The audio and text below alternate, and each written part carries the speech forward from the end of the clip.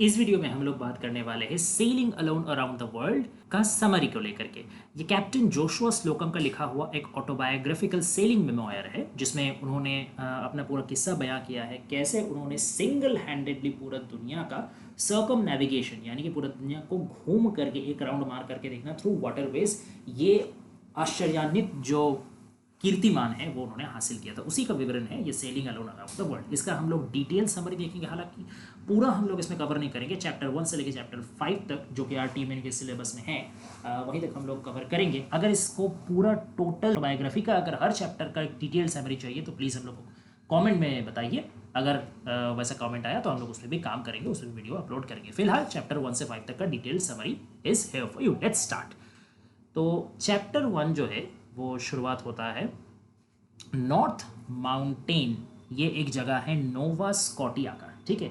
नोवा Scotia का अंतर्गत north mountain एक जगह है, इसमें पैदा होते हैं कौन?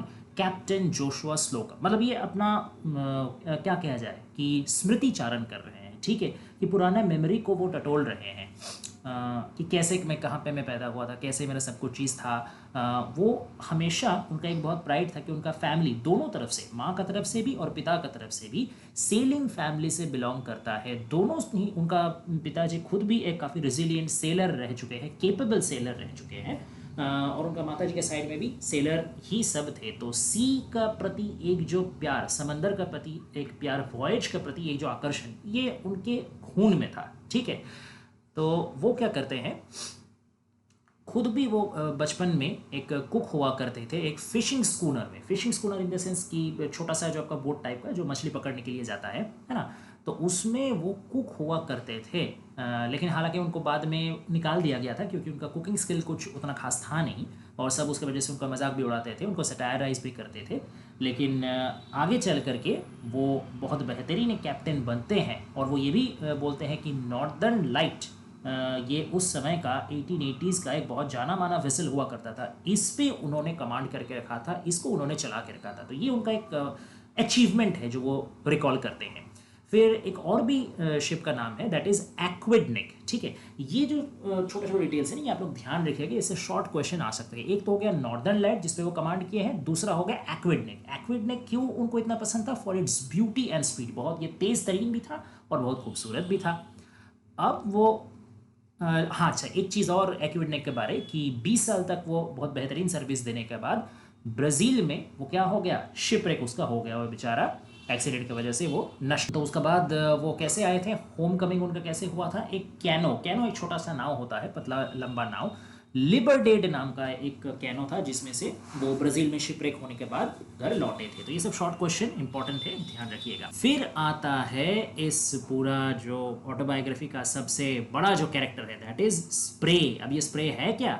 ये एक्चुअली एक ओल्ड व्हेलिंग कैप्टन ने उनको बेचा था, कैप्टन स्लोकम को बेचा था। जब बेचा था तब ये बहुत ही खराब हालत में था, जगह जगह से टूटा हुआ था, इसको रिपेयरिंग का दरकार था।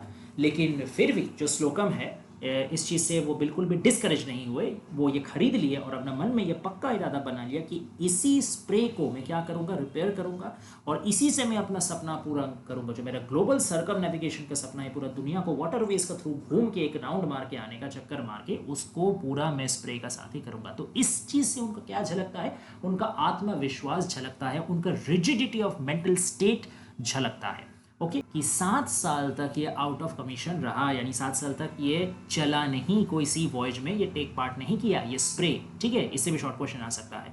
उसके बाद भी वो हताश नहीं हुए, उन्होंने अपने कांधे में दायित्व लेके इसको रेनोवेट किया और सी वॉयज में चलने लायक इसको बनाया। फिर वो क्या करते हैं, फेयर हेवन नाम का एक जगह है मैसेच्यूसेट्स में, वहाँ पे वो कुछ मटेरियल लाते हैं, शिपिंग मटेरियल, जिससे कि वो रिनोवेट बढ़िया से कर पाए। और वहाँ के जो ओल्ड सेलर्स रहते हैं उनसे वो कुछ एडवाइस भी लेते हैं कि कैसे कैसे किया जाए ताकि इसको मैं पुख्ता बना सकूँ, ताकि इस जर्नी में ये बिल्कुल ना टूटे या सही से मेरा साथ दे। और इस चीज़ को लेकर थोड़ा सा डिटेल में उन्होंने डिस्कस किया है कि क्या क्या एलिमेंट्स उन्होंने यूज़ किया है। ये आपका शॉर्ट क्वेश्चन के लिए भी इंपॉर्टेंट है, और 5 मार्क्स का क्वेश्चन भी आ सकता है कि describe the way how he renovated the spray, ठीक है। तो ध्यान रखिएगा कि एक ओक ट्री था, उस ओक ट्री से उन्होंने क्या बनाया, इसका कील बनाया, ठीक है। फिर जो कुछ सैपलिंग्स थे उनसे उन्होंने क्या बनाया, उसका रिब्स बनाया। फिर हालांकि जो विलेजर्स थे या लोकल जो फिशरमैन थे या लोकल जो सेलर्स थे, उन्होंने काफ़ी डाउट किया कि ये अपना हाथ से ये सब चीज़ों से बना रहा है, ये चलेगा भी कि नहीं, हो सकता है कि समंदर में गया और टूट गया। हालांकि वो सब फालतू बात में कैप्टन स्लोकम बिल्कुल भी ध्यान नहीं दिए थे, वो अपना काम अपना जोश और जुनून से किए जा रहे थे। अच्छा, और डिटेल्स है कि जॉर्जिया पाइन, ये एक स्पेशल टाइप का पाइन गाछ होता है, तो जॉर्जिया पाइन से उन्होंने क्या बनाया, अपना प्लैंक बनाया। वाइट ओक, इससे उन्होंने क्या बनाया, अपना बुलवर्क्स बनाया। फिर जो कॉल्किंग था, अच्छा सॉरी यहाँ पे स्पेलिंग थोड़ा सा मिस्टेक हो गया, मैं इसको राइट कर दूँ, CAU होता है, ठीक है, हाँ अब ठीक है। तो कॉल्किंग क्या होता है, आपका शिप में या कोई भी जगह में, कोई भी स्ट्रक्चर में अगर ऐसा कोई लीकेज रह जाता है ना, कोई जॉइंट में या कोई सीम स्ट्रक्चर में मान लीजिए कुछ ढीला रह गया, अलगा रह गया, उसमें से क्रैक्स दिखा गया या लीकेज दिखा गया, तो उस चीज़ को फिट करना, टाइट करने के लिए डिवाइस मतलब मंगाया जाता है, उससे उसी को कॉल्किंग कहते हैं। तो उनको थोड़ा सा डाउट हुआ था कि इसका जो कॉल्किंग है वो थोड़ा सही नहीं है, इसलिए उन्होंने दोबारा उस पर काम किया, रीवर्क किया, सिम को जो था उसको टाइट किया, और फिर पूरा चीज़ को उन्होंने फिनिश किस चीज़ से किया, कॉपर से किया और वाइट लेड पेंट से किया। तो ये सब जो छोटे छोटे डिटेल्स है ध्यान रखिएगा कि कौन कौन सा पेड़ से क्या क्या हिस्सा बना, फिर कौन सा पेंट उन्होंने यूज़ किया, फिर कौन सा प्रोसेस में उन्होंने टाइट किया, ये सब छोटा छोटा सवाल आ सकता है, ठीक है। फिर जब पूरा वो बन के तैयार हो गया तो कितना टोटल वो था, 36 फीट 9 इंच वो लंबा था, 14 फीट 12 इंच वो चौड़ा था। ये जस्ट एक आपको अंदाज़ा देने के लिए कितना बढ़िया, मतलब एक डायलैपिटेड हालत का मतलब स्लूप से उन्होंने क्या अपने सिर्फ अपने परिश्रम से और अपने जिद से कितना बेहतरीन उन्होंने शिप तो नहीं कहा जा सकता, वहीं स्लूप बना लिया, ठीक है। और उसके एक ट्रायल ट्रिप भी उन्होंने कर लिया, कहाँ पे, बजर्ड्स बे में। ये भी इंपॉर्टेंट है शॉर्ट क्वेश्चन के लिए, कहाँ ट्रायल ट्रिप हुआ था। तो ये सब पूरा छोटा मोटा जो विषय है ये आ गया आपका चैप्टर 1 में, कि कैसे उन्होंने स्प्रे को खरीदा और स्प्रे को कैसे उन्होंने तदवीर किया अपना जर्नी पूरा करने के लिए, अपना ड्रीम पूरा करने के लिए। उसका ट्रायल भी कंप्लीट उन्होंने कर लिया, और इस बीच में थोड़ा सा जो उनका बचपन का यादें था, उनका जो पेडिग्री था, उसका बारे डिस्कशन हुआ। अब आता है चैप्टर 2। चैप्टर 2 किस चीज़ से शुरू हुआ होता है कि वो याद करते हैं, फिर से इसमें रिमेम्बरेंस का काफ़ी याद है, मेमोरी का काफ़ी बड़ा रोल है, बार बार वो मेमोराइज करते रहते हैं अपना पूरा जो ज़िंदगी का कुछ कुछ पार्ट है, टुकड़े हैं उसका। तो चैप्टर 2 में वो किस चीज़ का याद करते हैं कि फ़िशिंग उन्होंने पहली बार जब करने गए थे तब उनका अटेम्प्ट ये फेलियर हो गया था, क्योंकि उनको कोई अंदाज़ा नहीं था, कोई एक्सपीरियंस नहीं था कैसे फ़िशिंग किया जाता है। खैर उसके बाद वो अपना ये जो ग्रैंड सोलो वॉयज है, सोलो इन द सेंस अकेला, हाँ आपने सही सुना, पूरा दुनिया को एक राउंड लगाने के लिए उन्होंने किसी का सहारा नहीं लिया, अकेले वो इस वॉयज में निकले थे। That is why his achievement is so great, ठीक है। अब इसमें एक डेट ध्यान रखिएगा कि 24 अप्रैल 1895, यही तारीख को उन्होंने अपना जो जर्नी है, जो यात्रा है, वो शुरू किया था। कहाँ से, बॉस्टन से, ठीक है।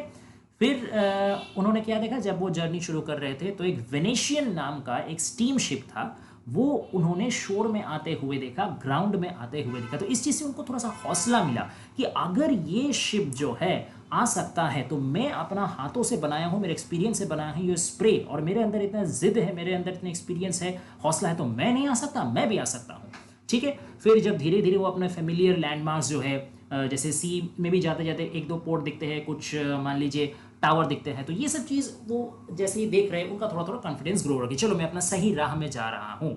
तो वो क्या करते हैं, ऐसे ही करके वो डियर आइलैंड क्रॉस करते हैं। डियर आइलैंड क्रॉस करने के बाद वो रुकते हैं ग्लाउसेस्टर में, किस चीज़ के लिए, सप्लाई के लिए। सप्लाई इन द सेंस उनका फूड हो गया, ड्रिंक्स हो गया, अदर कोई मटेरियल हो गया for his safety and repairing of spray, तो इस चीज़ का सप्लाई के लिए वो रुक गए। और जिस तरीके से उन्होंने बहुत स्किलफुली अपना जो ये बोट था उसको पोर्ट में एक जगह फैसन किया, फिक्स्ड किया, यानी कोई रस्सी या कोई चीज़ के सहारे उसको बांध के रखना ताकि वो वेव में इधर उधर ना चल जाए, इसको मूरिंग कहते हैं, ठीक है। तो जिस स्किल से उन्होंने ये किया, लोकल सारे फिशर्समैन ने उनका काफ़ी एडमिरेशन किया, काफ़ी उनका प्रशंसा। तो कुल मिला के वो 2 हफ्ते वहाँ रुके थे, और इस 2 हफ्ते में उन्होंने क्या क्या चीज़ मुआवजा किया था, ड्राई कॉड एक मछली होता है, तो वो सूखा कॉड मछली, तेल उन्होंने लिया था, लैंटर्न एक लिया था, और एक मेक शिफ्ट हाफ डोरी, मेक शिफ्ट यानी कोई भी तरीके से काम चलाने लायक एक हाफ डोरी लिया था, और एक केबिन लैंप उन्होंने लिया था। किस चीज़ का बदले में, क्रोनोमीटर के बदले में। वो पहले सोच रहे थे एक क्रोनोमीटर रहता तो थोड़ा सुविधा होता, लेकिन बाद में वो सोचे कि चलो छोड़ो, क्रोनोमीटर नहीं लेंगे, पैसा बचा के रखते, उसका जगह केबिन लैंप ले लेते, यही मेरा डिफरेंट पर्पस में काम आ जाएगा। तो ये सारा चीज़ उन्होंने लिया था, ध्यान रखिएगा, शॉर्ट क्वेश्चन आ सकता है क्या क्या उन्होंने लिया था। फिर 7 मई को, ये जो डेट्स मैं बता रहा हूँ ना, जो डिटेल्स बता रहा हूँ, ये ध्यान रखिएगा, ये काफ़ी इंपॉर्टेंट है। 7 मई को क्या हुआ था कि ईस्टवर्ड जब वो सेल कर रहे थे तब एक वेसल दूसरा वेसल के साथ उनका टकराव होते होते बच गया। तो इस चीज़ से वो थोड़ा सतर्क भी हुए और थोड़ा सा कॉन्फिडेंस भी उन्होंने आया कि अकेले मैंने एक मिसहैप होते होते बचा लिया।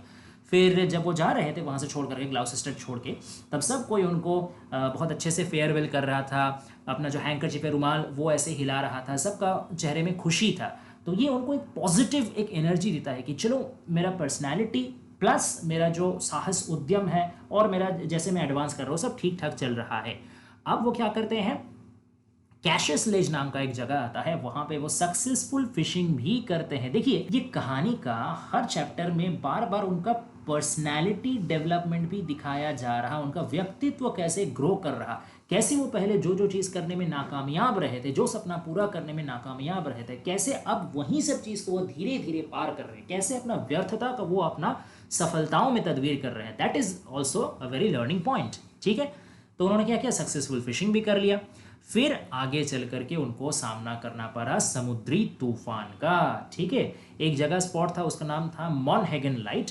वहां तक वो स्टॉर्म का सामना करते हुए कोई तरीके से वहां पहुंचे, वहां से एक सेफ कुछ दिन गार्ड रखने के लिए। लेकिन जिस दिन पहुंचे उसी दिन रात में उन्होंने एक बुरा सपना देखा जिसमें एक व्हेल उनको दिखा। ठीक है, फिर उस नाइटमेयर के बाद थोड़ा सा स्टॉर्म और चला, उसको झेल करके उन्होंने सक्सेसफुली कहाँ तक अपना सफ़र तय किया, राउंड पॉन्ड हार्बर तक। ठीक है, उसका कोस्ट लाइन में जाके उन्होंने सेफ लैंडिंग किया। फिर 10 मई को वो कहाँ पहुंचे, आइलैंड ऑफ फ्रॉग्स में। आइलैंड ऑफ फ्रॉग्स जब वो पार कर रहे थे तब वो काफ़ी मोहित हो गए क्योंकि इतना सारा frogs, different different type of frogs एक साथ आवाज़ कर रहे थे, काफ़ी उनको इंचैंटिंग लगा पूरा विषय। ठीक है, उसके बाद वो पार करते हैं गैनेट आइलैंड और फिर वो पहुंचते हैं वेस्टपोर्ट हार्बर। ये वेस्टपोर्ट हार्बर कहाँ है, नोवा स्कॉटिया में। कुछ याद आ रहा है दोस्तों, नोवा स्कॉटिया कहाँ है? हाँ जी, वही जगह है जहाँ पे उनका पैदाइश हुआ था। तो उनका तो नॉस्टैल्जिक वो फील करते हैं कि यहाँ आकर के यहीं से मैं पला बड़ा हूँ, यहीं से मेरे जान पहचान है, तो यहीं पे मैं दोबारा आ गया। वहाँ पे वो क्या करते हैं, कुछ दिन रहते हैं और रिपेयर करते हैं, स्प्रे जितना थोड़ा सा डैमेज हो गया तो उसको रिपेयर करते हैं। ठीक है, तो ये हो गया चैप्टर 2। अब चैप्टर 3 में आगे बढ़ते हैं। चैप्टर 3 शुरू होता है यारमाउथ से। वो जब सेल करते हैं, यारमाउथ कनाडा का एक जगह है, तो वहाँ से वो अपना मिशन शुरू करते हैं कि अब अटलांटिक ओशन में वो एंटर कर रहे हैं, इसलिए वो यात्रा शुरू करते हैं। 1 जुलाई को जो विंड्स है वो उनका तरफ थोड़ा सा सुविधाजनक विंड होता है, फेवरेबल विंड होता है। अब वॉयज में सी विंड्स का इंपॉर्टेंस कौन नहीं जानता है ना। अगर विंड्स आपके फेवर में हो तो आप स्मूथली सेल करेंगे, आगे बढ़ जाएंगे। अगर विंड आपका अगेंस्ट में हो तो हो सकता है कि आपका बोट डूब भी जाए, आपका मौत भी हो, शिपरेक भी हो। तो दैट्स द वास्ट इंपॉर्टेंस। ठीक है, तो खैर स्मूथ सेलिंग उनका हुआ। जुलाई 1 से विंड फेवरेबल था, उन्होंने स्ट्रॉबेरी और टी के साथ अपना जो रिफ्रेशमेंट था वो लेते रहे। 4 जुलाई में उनको फिर एक बड़ा चैलेंज का सामना करना पड़ा, दैट इज कोहरा। सेबल आइलैंड में उनको बहुत घना एक कोहरा, एक थिक फॉग का सामना करना पड़ा, जहाँ पे उनको कुछ सही से दिख नहीं रहा था। लेकिन फिर भी उन्होंने अपना माइंड ठंडा रख करके, अपना बुद्धिमत्ता का प्रयोग करते हुए सही तरीके से स्टीयर करके वो जगह पार करके फिर जुलाई 14 में वो कहाँ पहुँचते हैं, एक शिप से उनका एनकाउंटर होता है। शिप का नाम है ला वेग्यूसा। ठीक है, प्रोनाउंसिएशन में मेरा कुछ दिक्कत हो सकता है, इसलिए मैंने स्पेलिंग यहाँ साफ साफ लिख दिया है। इसका जो कैप्टन थे, शिप का जो कैप्टन थे, उनका नाम था जुआन वैंटिस। ठीक है, वो मिलते हैं इनसे और काफ़ी वो खुश होते हैं कि ये अकेले इतना हिम्मत वाले होकर के पूरा जर्नी करने अकेले निकल पड़े हैं, तो उनको कॉन्ग्रेचुलेट करते हैं, उनका एक वाइन का बॉटल भी गिफ्ट देते हैं। जुलाई 16 को एक दूसरा शिप के कैप्टन से इनका मुलाकात होता है, उस शिप का नाम है जावा। ठीक है, अब ये थोड़ा सा कॉमिकल है क्योंकि वो थोड़ा सा हंसी मजाक करते हैं कि देखो तुम्हारा जो जावा है वो कितना मोटा और कितना स्लोली जा रहा है, और मेरा स्प्रे को देखो कितना हल्का पतला, एकदम स्लिम फिगर करके इतना एकदम स्पीड से जा रहा है। तो ये थोड़ा सा कॉमेडी बीच में आ जाता है। 18 जुलाई को वो एक और स्टीम शिप से मुलाकात होता है, उसका नाम है ओलंपिया। और ओलंपिया को देख करके वो काफ़ी ज़्यादा इंस्पायर्ड होता है, वो एकदम प्रोफेशनल बिजनेस टाइप का उसका लुक्स है, तो काफ़ी प्रभावित होते हैं इससे। फिर 19 जुलाई को ये फ्लोर आइलैंड में एंट्री करता है एजोर्स का तरफ। ठीक है, और जुलाई 20 में ये पीको आइलैंड को क्रॉस करता है। फिर आखिरकार वो कहाँ लैंड करते हैं, होटा। फयाल नाम का एक जगह में होटा नाम का एक पोर्ट है, लैंडिंग स्टेशन है, वहाँ पे वो हॉल्ट करते हैं इतना दिन का कंटिन्यूअस सी जर्नी के बाद। और वहाँ उनको काफ़ी ज़्यादा हॉस्पिटैलिटी भी मिलता है, सब कोई लोग वहाँ उनको वार्मली वेलकम करते हैं, ठीक है, अपना कहानी बताते हैं, अच्छा खाना पीना देते हैं। तो he was quite happy receiving this hospitality. हालांकि वो ये नोटिस करते हैं कि उस मुल्क के ये जो होता है वहाँ के आदमी का ज़िंदगी बहुत अच्छा है नहीं, उनको काफ़ी ज़्यादा टैक्स भरना पड़ता है, उनकी ज़िंदगी में दूसरा परेशानियाँ भी है, but still they are very kind, very generous, ठीक है। इसी के साथ चैप्टर 3 एंड होता है। चैप्टर 4 अब शुरू हो रहा है फिर से एक नया चैलेंज के साथ। And what is that challenge? Challenging weather, ठीक है। 24 जुलाई को वो कहाँ किसके लिए निकल पड़ते हैं? जिब्राल्टर के लिए वो निकल पड़ते हैं, और सबसे पहले उनको मुकाबला करना पड़ता है चैलेंजिंग वेदर का, ठीक है।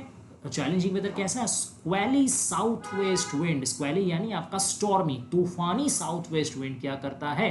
उनको परेशान करता है। लेकिन इसको भी वो बहुत बहादुरी के साथ झेल करके जब पहुंचते हैं किनारे में तो वो दूसरा प्रॉब्लम में पड़ जाते हैं। वहाँ एक कस्टम्स ऑफिसर रहते हैं जो उनको समझ लेता है स्मगलर, तो उनको पकड़ने का कोशिश करता है। हालांकि एक दूसरा कैप्टन के सहारे वो मामला रफा दफा हो जाते हैं, तो वहाँ से वो निकल पड़ते हैं। फिर वो पीको आइलैंड से वो कहाँ तक का जर्नी या किस रूट से जाते हैं? सेंट माइकल्स में अब वो जाते हैं। सेंट माइकल्स में आकर के उनको सबसे बड़ा फ़ायदा होता है कि उनको सप्लाई मिल जाता है, फूड सप्लाई। वो काफ़ी सारा फ्रेश ब्रेड ले लेते हैं, बटर ले लेते हैं, ढेर सारा प्लम भी ले लेते हैं। हालांकि ये प्लम आगे चल के उनका नुकसान ही किया था, ये हम लोग आगे जानेंगे।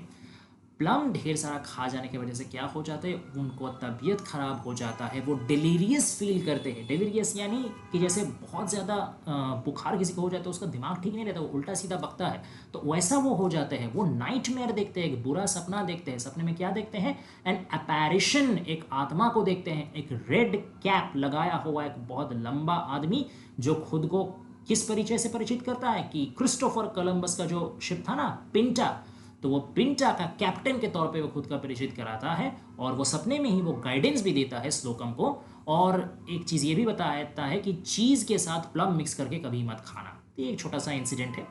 इसके बाद जब वो नाइटमेयर से उठते हैं तो वो देखते हैं कि काफ़ी रिमार्केबल प्रोग्रेस रहा है। इतना तूफानी हवा के बावजूद स्प्रे जो है वो सही सलामत है और काफ़ी दूर तक वो आगे बढ़ चुका है। तो अब वो क्या करते हैं? अब उनका माइंड फ्रेश हो जाता है। 28 जुलाई को वो फिर से कुकिंग स्टार्ट करते हैं। देखिए पहले उनका क्या था? पहले वो बचपन में फिशिंग करने में नाकामयाब हुए थे, अभी कुछ दिन पहले फिशिंग किए, कुकिंग का वजह से भी उनको निकाला गया था पहले उनका बचपन में, और आज वो कुकिंग भी करते हैं और खूब बढ़िया करते हैं। टर्टल स्टिक वो बनाते हैं। अचानक से उसके बाद क्या होता है? एक सडन गेल आ जाता है। गेल यानी कि तेज तरीन तूफानी हवा, ठीक है। अब वो सब का सामना करके अगस्त 4 में वो कहाँ पहुँचते हैं? एक पोर्ट में, स्ट्रेट ऑफ जिब्राल्टर जो है उसको क्रॉस करके वो पोर्ट में लैंड करते हैं अगस्त 4 में। और वहाँ पे उनको काफ़ी वार्म वेलकम मिलता है किससे? ब्रिटिश नेवी ऑफिसर से, जिसमें से एक बहुत खास शख्सियत है एडमिरल ब्रूस, नाम इनका याद रखिएगा। तो इनके साथ फिर वो काफ़ी सोशली घुल मिल जाते हैं, दोनों मिलके पिकनिक्स करते हैं, पार्टीज़ करते हैं, अपना इन्जॉयमेंट या अपना एक्सपीरियंस शेयर करते हैं। तो काफ़ी वो अच्छा सफ़र रहता है। फिर आ जाते हैं हम लोग आखिरी चैप्टर 5 में। चैप्टर 5 शुरू होता है किस चीज़ के साथ? कि वो अपने नेक्स्ट जर्नी सोचते रहे थे स्लोकम कि वो मेडिटेरियन सी में वो अपना जर्नी एंटर करेंगे और स्वेज कैनल से होते हुए चलेंगे, ये वो सोच रहे थे। लेकिन बाद में उन्होंने ये प्लान चेंज किया क्योंकि पायरेट का वजह से, क्योंकि उस ज़माने में पायरेट यानी जलदस्यु जो आपके एक साथ ग्रुप में आते थे और जितना भी आपका शिप में सामान था सब कुछ लूट पाट करके मार करके चल जाते थे। पायरेट उस समय का बहुत ज़्यादा एक बड़ा प्रॉब्लम था। तो पायरेट का डर का वजह से, और कुछ उनको गाइड भी करते हैं कि वहाँ के जो बूढ़े बुजुर्ग है कि चलो इस तरफ से थोड़ा दिक्कत होगा, तो फिर केप हॉर्न में कर जाते हैं, उस तरफ केप हॉर्न की तरफ रुक कर लेते हैं। और इसमें उनका थोड़ा मदद भी करता है her Majesty's Navy, Majesty in the sense मतलब जो लॉर्डशिप है, तो महाराजा महारानी। तो वो महारानी का जो नेवी रहता है उसमें से एक छोटा सा जो बोट है वो थोड़ा उनको टग कर देता है, पुश कर देता है, थोड़ा अपने साथ आगे लेकर के जाता है केप हॉर्न तक का सफ़र में। अब दिक्कत क्या होता है कि जो डर उनके साथ था वहीं आखिरकार हुआ। कुछ देर जाने के बाद वो देखते हैं उनका पीछा कर रहा है एक फेल्यूका। फेल्यूका का है वो पायरेट शिप है, यानी पायरेट आखिर उनका पीछा में पड़ ही गया। फिर भी वो क्या करते हैं? अपना दिमाग को शांत रखते हैं, डरते नहीं हैं। वो कुछ देर तक आगे आगे थोड़ा अवॉइड करने के चलने का कोशिश करते हैं, लेकिन जब वो देखते हैं कि अब अवॉइड करने का कोई रास्ता बचा नहीं, तो अब वो कन्फ्रंट करने के लिए तैयारी करते कि उससे लड़ेंगे। ठीक उसी समय एक बहुत बड़ा जाइगैंटिक वेव आकर के उस जो फेल्यूका है पायरेट का, उसको पूरा टर्न ओवर कर देता है, वो डूब जाता है। इससे श्लोकम ये रियलाइज करते हैं कि फॉर्चून भी उनका साथ है, उनका भाग भी उनका साथ दे रहा है। अब वो नेक्स्ट कहाँ पे पहुंचते हैं? कैनरी आइलैंड में। ठीक है, ये बहुत एक इंपॉर्टेंट लैंडमार्क है, ध्यान रखिएगा।